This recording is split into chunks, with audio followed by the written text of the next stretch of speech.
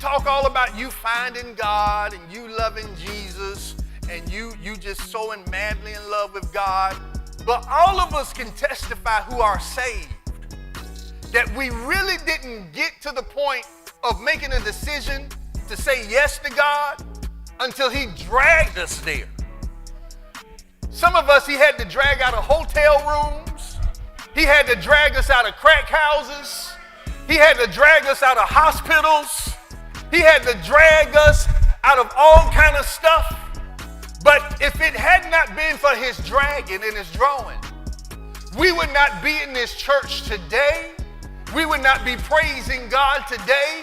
But can we take 15 seconds and thank God for him dragging us when we didn't want to come? Woo!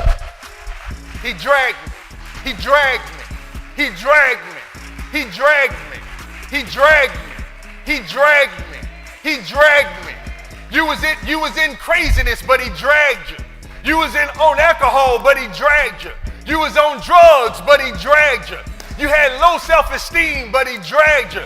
You was about to commit suicide, but he dragged you. You was about to give up on life, but he dragged you.